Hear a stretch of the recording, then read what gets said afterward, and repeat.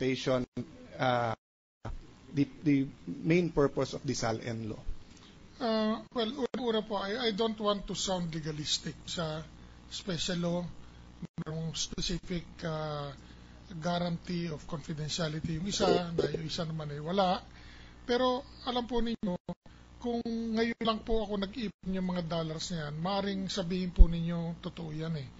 Pero matagal ko na pong iniipon yung mga dolyares niya kasi doon po namin ini-invest yung aming pera. Tao po, pag nakaipon ng pera, ang tendency po, mag-invest po pong ganun. May I remind Mr. Chief Justice, I just want to remind the members of this court that our function is to elicit facts, not to call for opinion or interpretation of laws. So we are triers of facts. So proceed, Mr. Chief Justice. So ganun po yun.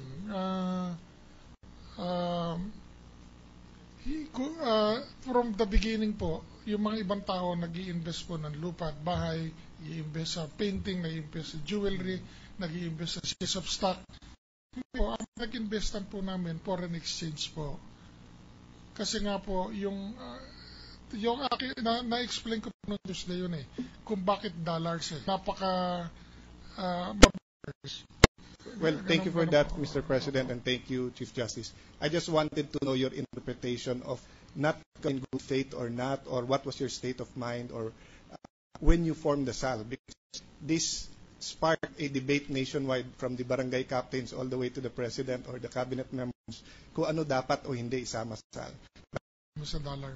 Thank you, sir. Opo. Mr. President. Majority Floor Leader. Chief President Pro Temp, Chief Justice. Magandang hapon po, Chief Justice. Good afternoon po. Unang-una ko po sapagat yun po naramdaman po namin. Halos lahat po ng batik. Chief Justice, kailangan din po natin malaman ang buong katotohanan. Kailangan po malaman sa lahat. Una ko po katanungan, Ginoong Chief Justice. Any given point, did you in any or all of your foreign currency accounts? Never did you?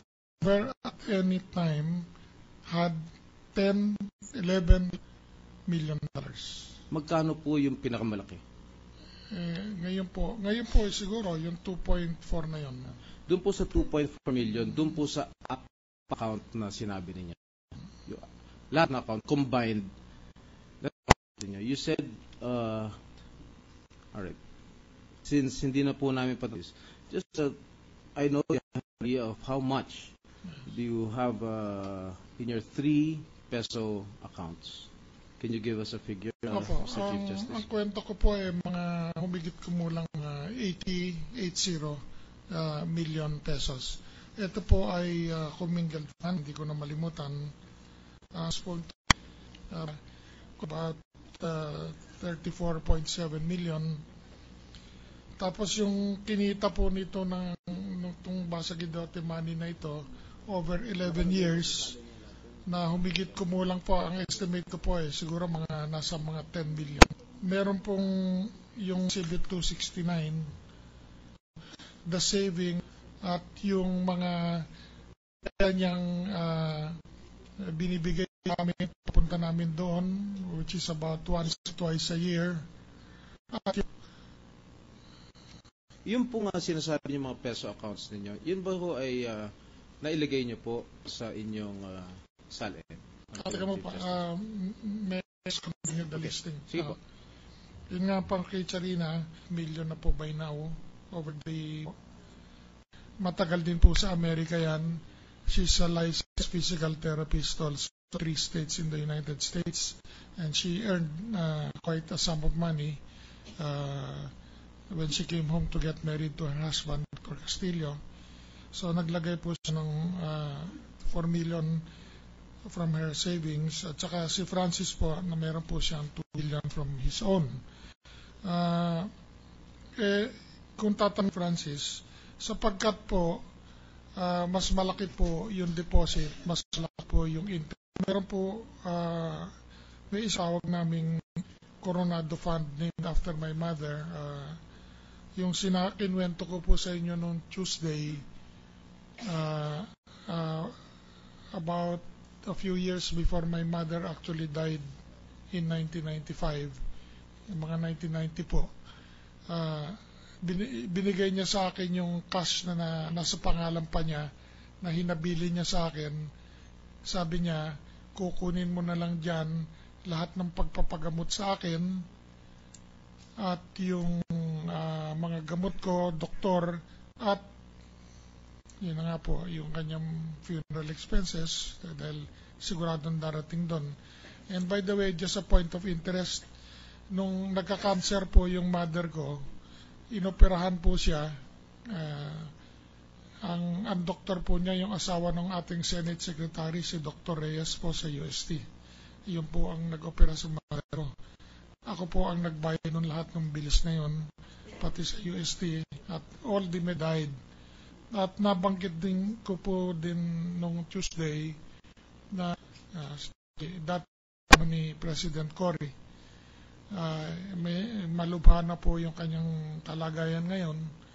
Meron po siyang sige ko po sa kanyang 15 to 20,000 ng panggastos po sa dito ko po kinukuha, at yung pinagpa-opera namin sa kanya nagpa ng about $1 million or a little over $1 million, dito ko rin po kinuha sa pondong ito.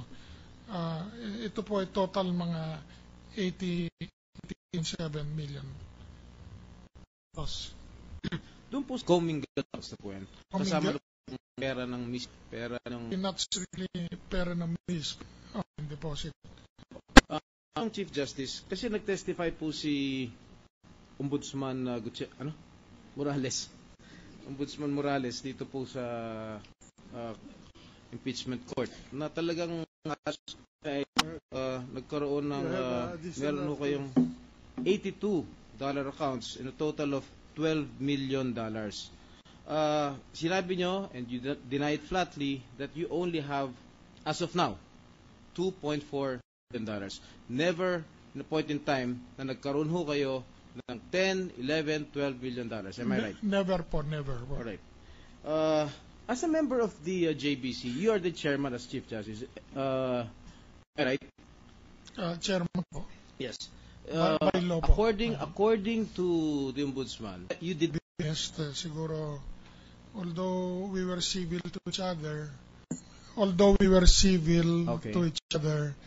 alam naman po ninyo, in any, siguro, may undercurrent kung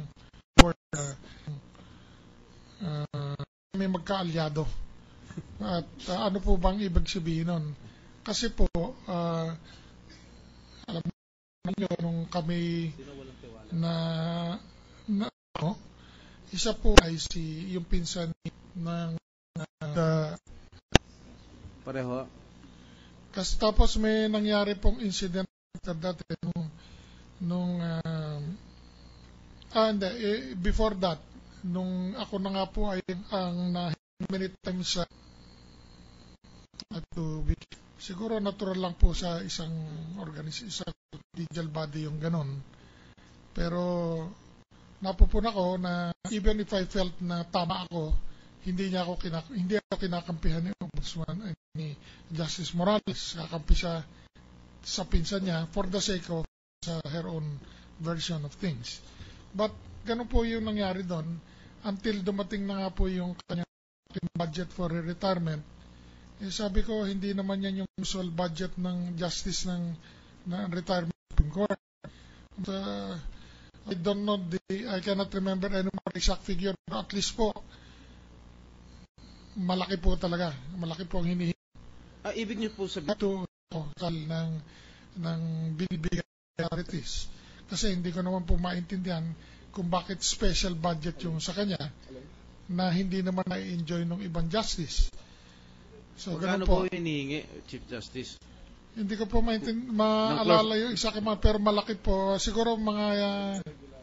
magkano ba yung regular? Ang regular budget po ng retirement justice po mga nasa mga 500. So yung pwede, kung gusto ninyong mag-sabbatical leave, pwede ninyong gamitin sa retirement program. pwede niyong ginagamitin